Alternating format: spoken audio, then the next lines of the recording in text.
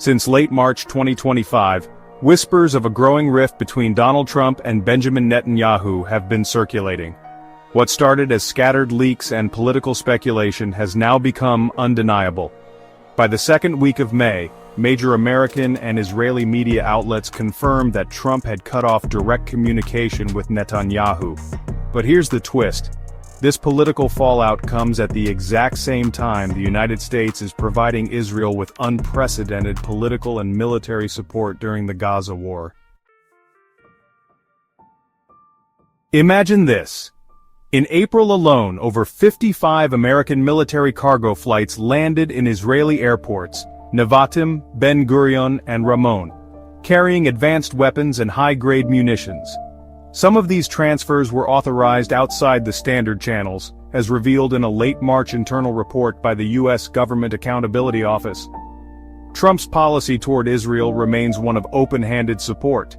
Yet his personal and political relationship with Netanyahu is crumbling, and not just on a surface level.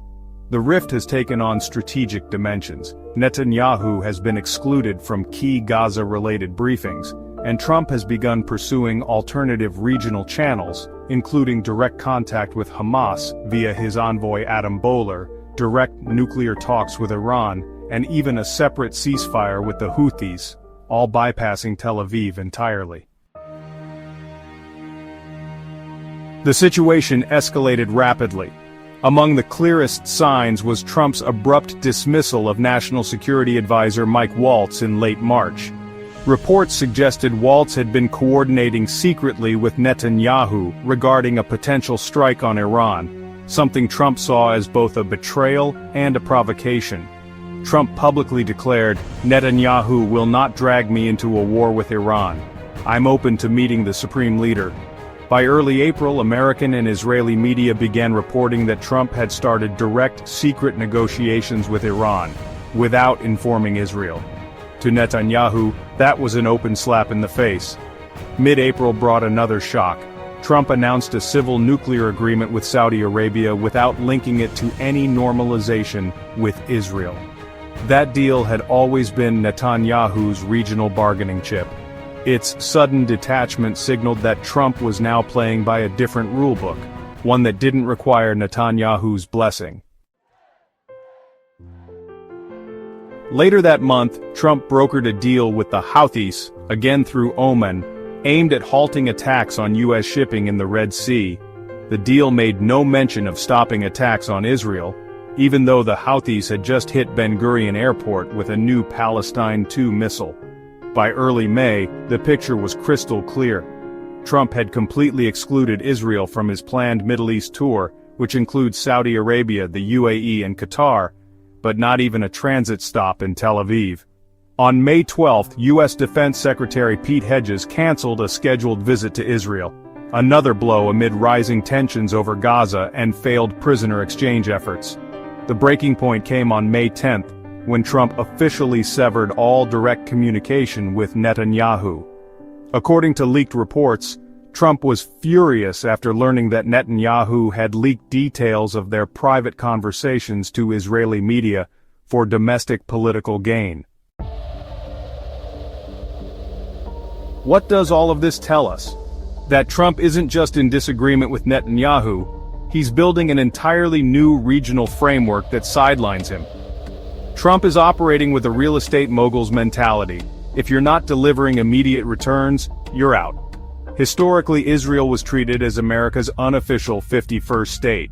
Trump is challenging that by demanding performance, not loyalty. From his perspective, he gave Israel everything: embassy relocation, recognition of the Golan, defunding UNRWA, Gulf normalization, and an aggressive stance on Iran. But Netanyahu betrayed him, tried to manipulate him, and acted more like a rival than an ally. This isn't just a personal grudge, it's a strategic pivot.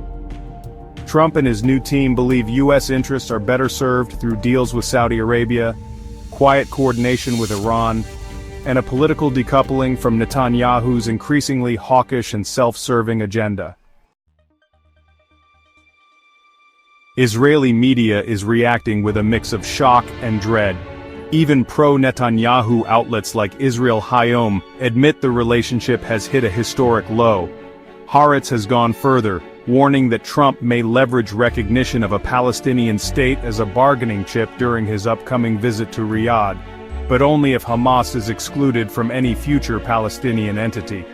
This shift has sparked panic in Tel Aviv. Israel is used to being at the center of American strategy in the Middle East, not a footnote. The idea that Trump would pursue nuclear deals, regional security arrangements, and even ceasefires without Israel's input is something unseen since 1967. Now let's ask, is this kind of rupture really unprecedented? Not entirely. In 2004, Ariel Sharon bypassed Bush's roadmap plan and unilaterally disengaged from Gaza, then expanded settlements in the West Bank. Bush didn't resist.